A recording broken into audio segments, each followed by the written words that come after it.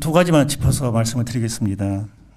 이제 큰 것은 지금 코로나 바이러스 위기 상황이잖아요. 그래서 위기라는 말이 굉장히 많이 나오고 있습니다. 근데 대전제를 한 가지 말씀드리죠. 위기가 어떤 것이든 정당화하는 것은 아니다라는 겁니다. 위기가 어떤 것이든 정당화하는 것은 아니다라는 거예요. 이걸 대전제로 하자는 겁니다. 첫 번째는 관심의 사각지대라고 하는 게 있어요. 관심의 사각지대. 특정 지역에서 확진자가 대거 발생하면서 다른 지역에서 그 특정 지역의 환자들을 수용을 했잖아요. 이렇게 공공병원을 비우고 또 일정한 연수를 또 비우가면서 환자를 수용했잖아요. 근데 관심 밖으로 나가는 사람들이 있어요. 아시겠죠? 이미 입원해 든 환자들입니다. 이분들은 정상적인 치료가 일단 중단이 되거든요. 아니면 다른 대치수단을 찾아야 됐고요. 언론에 한번 그런 보도 났죠.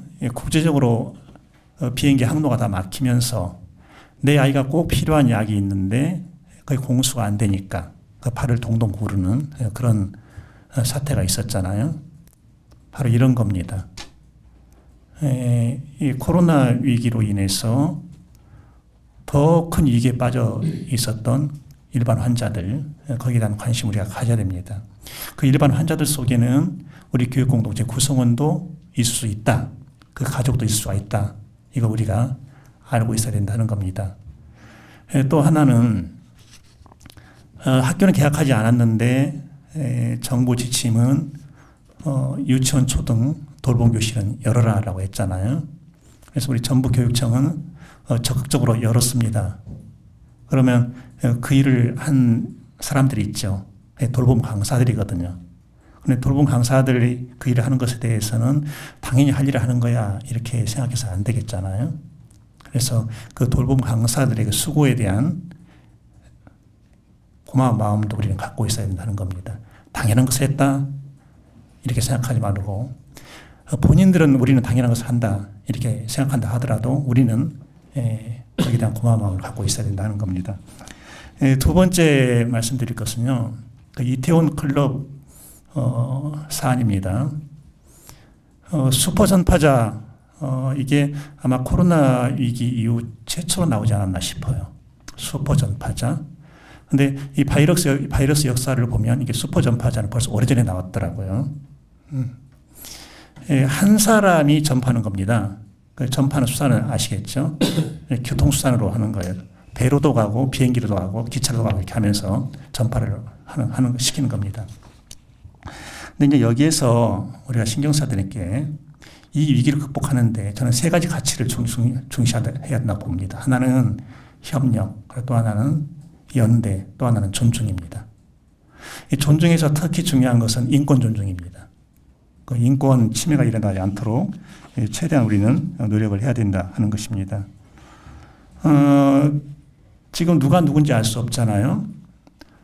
들은 이야기로는 이번 이태원 클럽 사건에서 과연 어느 정도로 이렇게 확산될 것인가 아마 모 집단의 수를 한 6,000개까지 본다고 하더라고요. 거의 정확할 겁니다. 한 6,000개 정도. 그러면 이제 우리 전북은 어떨까 이 생각을 해야 되잖아요. 전북을. 근데 지금 정부에서 하는 말은 자진 신고를 해달라 이거잖아요. 근데 나는 그 용어부터 좀 더 이렇게 부드럽게 하면 좋겠다는 생각이 들어요. 그러니까 자진 신고 이것보다도 자발적 알림 그리고 자발적 격리 이렇게 그래서 그 분위기를 만들어주는 것 그리고 거기에 따른 어떠한 불이익도 없다. 그러니까 당신들이 이태원 클럽에 모인 것은 아주 나쁜 것이야 이렇게 전제를 하고 들어가면 움츠러들거든요. 숨어버려요. 그것이 아니고 우리 서로 협력해야 되지 않겠습니까? 특히 아이들 안전을 위해서. 그래서 이게 그냥 자발적으로 이렇게 자기가 나는 거기 간 사실이 있습니다. 이렇게 알려주고 그래서 그것 때문에 나는 일정 기간 스스로 격리를 하겠습니다. 이런 그 분위기를 만들어 나가는 게 저는 굉장히 중요하다고 보거든요. 그래서 학교 단위로 또 교육지원청 단위로 이런 작업을 좀 해주면 좋겠습니다. 나쁜 짓 한 것입니다. 이런 전제로 하면 큰일 나고요. 지금 그것을 문제 삼는 게 아닙니다. 확산을 막고자 하는 것입니다. 이런 분위기로 가면 좋겠다라는 생각이 듭니다.